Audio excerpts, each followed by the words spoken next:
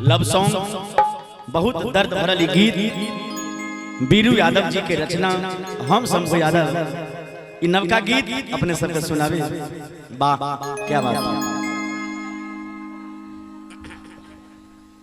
गे जान एतबे तू वादा निभई है अपना मरबा के पास से जदई है तब अपन ससुराल चल जई है तब अपन ससुराल चल जई है हमरा हाथ में तू अगिया लगई है ये जान एतबे तू वादा निभई है अपना मरबा के बात से जदई है।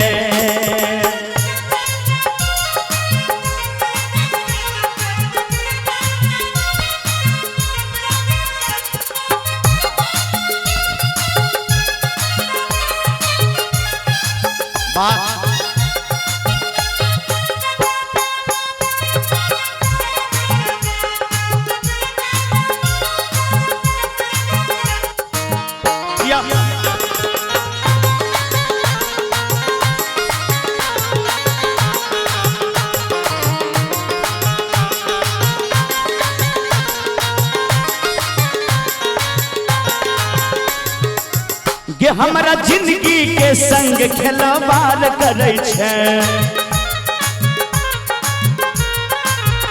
हम तो जान गलो झूठे के प्यार करे छे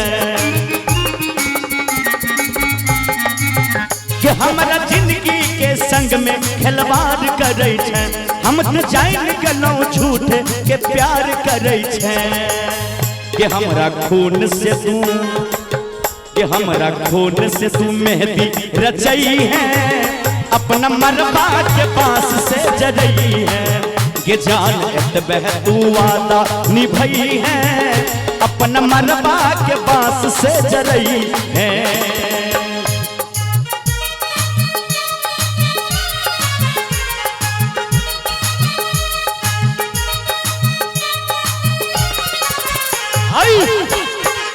बात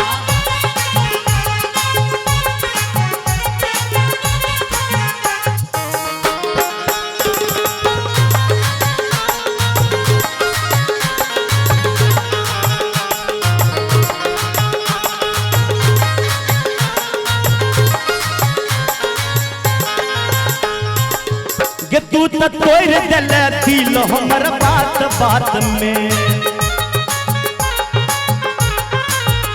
जाके खुश रहबे अपना सैया के साथ में कि तू तो तोड़ दिल दिल हमर बात बात में जाके खुश रहबे अपना सैया के साथ में कि मरबो हम होता के मरबो हम होता पार्टी मनई है अपना मरबा के बात से जरई है कि जान एतबे तू वादा निभई है अपना मरबा के बात से जरई है। बहुत बढ़िया।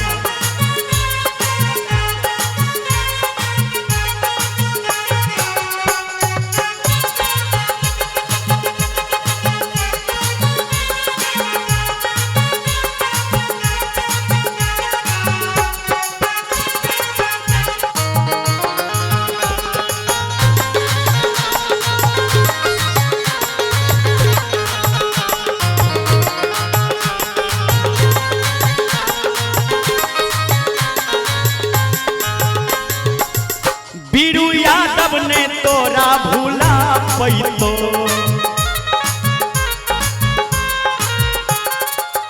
गे जान जान बीरू यादव ने तोरा भूला पैतो तोरा याद में गे शंभू के जान जईतो बीरू यादव नहीं तोरा भूला पैतो तोरा याद में गे शंभू के जान जईतो गे जान गे बीरू यादव नहीं तोरा भुला पई तो आ तोरा याद में गे शंभू के जान जई तो। कनी ताली बजा दियो ना सर, दियो ताली कर करा के। गे अपना ओढ़नी के, अपना ओढ़नी के, अपना ओढ़नी के कफन ओढ़ई है, अपना मरवा अपना ओढ़नी के कफन ओढ़ई है, तब अपन ससुराल चल जई है। के जान एतबे तू वादा निभई है, के जान एतबे तू वादा निभई है, अपना मरवा के बांस से जरई है,